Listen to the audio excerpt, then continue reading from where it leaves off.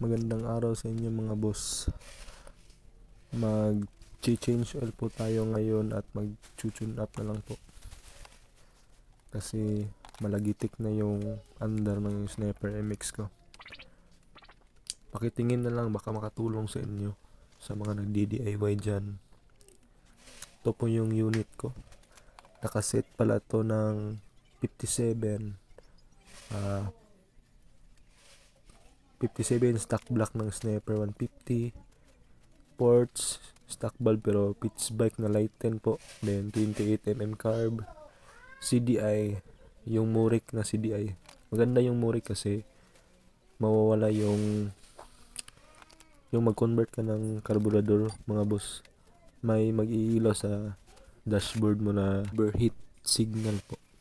Pag magpalit ka ng CDI nga racing, mawawala yun siya. Then ito po, pakita ko sa inyo kung paano babaklasin yung radiator, water pump, yan yung valve cover. Tuturuan ko din kayo. Then kung paano mag-tune up. Yung binubuksan ko na tornilyo mga boss, dyan dadaan yung oil na galing sa engine mga boss. Yan yung sign na pag may lalabas na oil, goods yung oil seal mo sa may crankcase.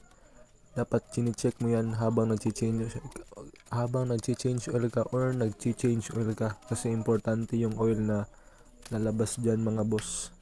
Isa lang yung tips, dapat maintain nyo, mag-change oil kayo, maintain nyo ding tingnan yung oil pump. Yan yung oil ko mga boss, parang bago pa pero ang tinakbo niyan is 1,300 kilometers na.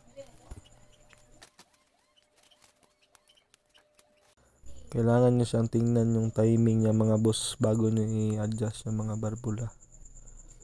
Diyan po natin titingnan yung timing.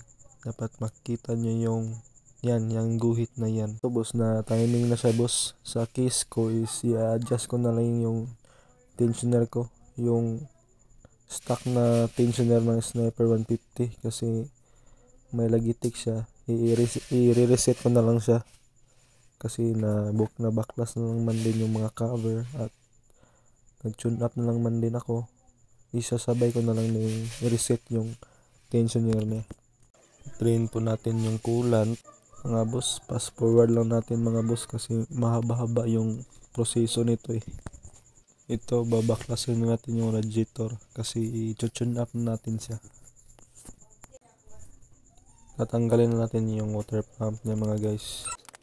Kailangan natin siya i-timing mga boss kasi mag-a-adjust tayo ng barbula. Dapat naka-timing siya.